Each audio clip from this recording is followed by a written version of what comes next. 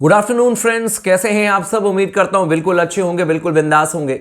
बहुत सारे लोगों ने इंस्टाग्राम पर मैं देख रहा हूं कि मेरे को वीडियोस भेजे हैं कि यार पाकिस्तानी मीडिया वाले तो ये कह रहे हैं कि जब तक काम था तब तक वो अपने चैनल पर बिठाते थे, बातें करते थे, हमारी बातों से पैसा कमाया और आज हम इतने बुरे हो गए हैं। मतलब पाकिस्तानी मीडिया के कुछ लोग इस तरीके की बातें कर रहे हैं। मैं आऊंगा जिस टॉपिक के लिए मैं आया हूं कि भाई स्टार खिलाड़ी जो है वो एडिलेड टेस्ट मैच से लगभग बाहर हो चुका है, मैं आपको बताऊंगा।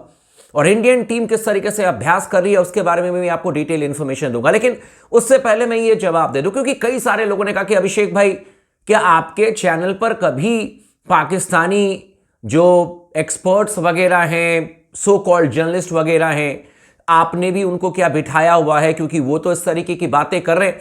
भाई पहली बात मैं बता दूं कि ये रिकॉर्ड है, रिकॉर्ड।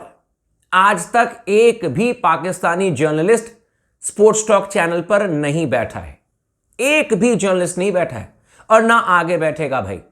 क्योंकि आज नहीं, मैंने 1-2 साल पहले भी आप लोगों को कहा था कि ये अपना काम नहीं है कि व्यूअरशिप के चक्कर में मैं एक दिन दोस्ती कर लूं, दूसरे दिन दुश्मनी कर लूं। जी नहीं, बिल्कुल भी नहीं।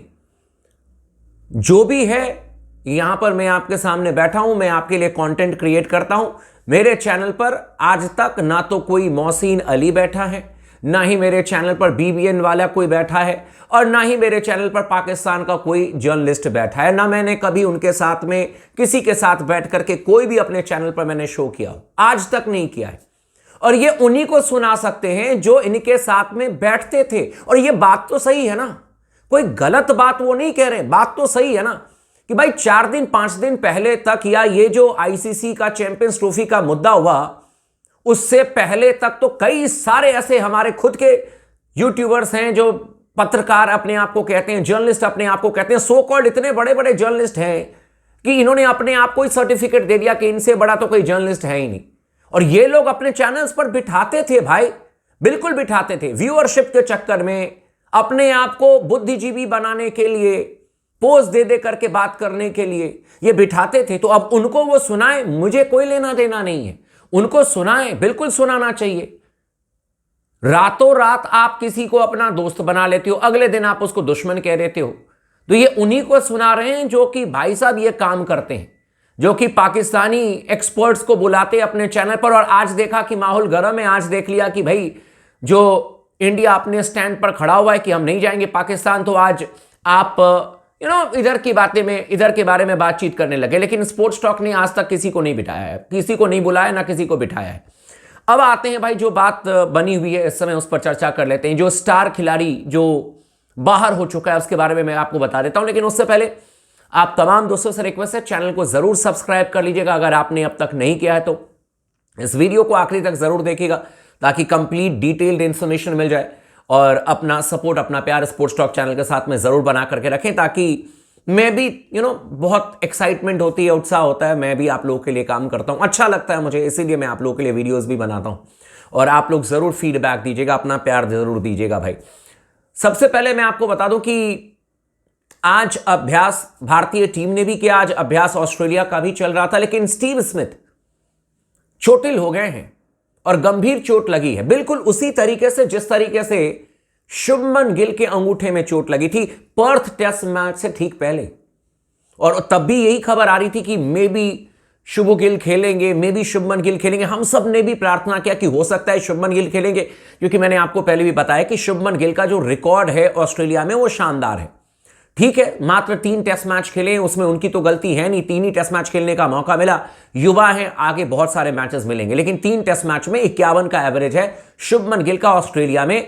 और ब्रिस्बेन में जो काम किया था ऋषभ पंत ने, उसमें शुभमन गिल का भी बहुत बड़ा योगदान था। 91 रन शुभमन गिल के बल्ले से भी आए थे, जहां पर हमने ऑस्ट्रेलिया का घमंड तोड़ा था। और सिडनी में भी इन्होंने 50 किया था। लेकिन ये पर्थ टेस्ट मैच से पहले चोटिल हो गए थे शुभमन गिल, और मीडिया में खबर आई कि नहीं ठीक है, वो नेट से बाहर चले गए, मे बी आ जाएंगे खेलने के लिए, ठीक चल रहा है, सब कुछ बढ़िया है, शुभमन गिल आएंगे। लेकिन आपके स्पोर्ट्स टॉक ने कहा था कि भाई मे बी शुभमन गिल 2 टेस्ट मैच के लिए बाहर हो गए। तब भी मैंने कहा था, लेकिन अच्छी बात यह है कि मात्र 1 मैच के लिए बाहर हुए, and he is most likely to play against Australia in Adelaide, यानी कि शुभमन गिल 100% खेलेंगे। लेकिन उसी तरीके से चोट लगी है स्टीव स्मिथ को, मामला यह है कि स्टीव स्मिथ नेट्स पर बैटिंग करने के लिए आए थे।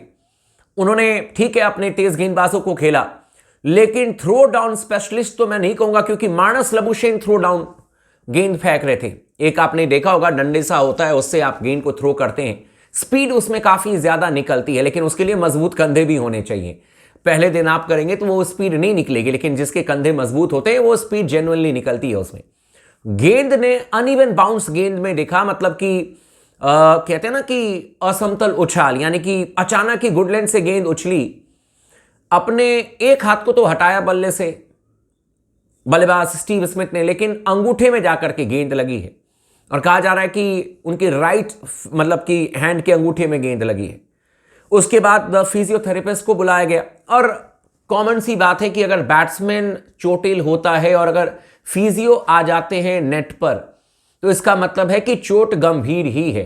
लेकिन इस पर भी और मुझे इसलिए लगता है कि स्टीव स्मिथ का खेलना डाउटफुल है, क्योंकि फिजियो आए, उनसे बातचीत की, चोट देखा, जब वो ग्लव्स उतार रहे थे, यकीन माने जब कोई बैट्समैन बैटिंग कर रहा होता है और चोटिल अगर होता है, अगर ग्लव्स निकालने में उसे समय लगे तो इसका मतलब है कि he is not feeling comfortable at all.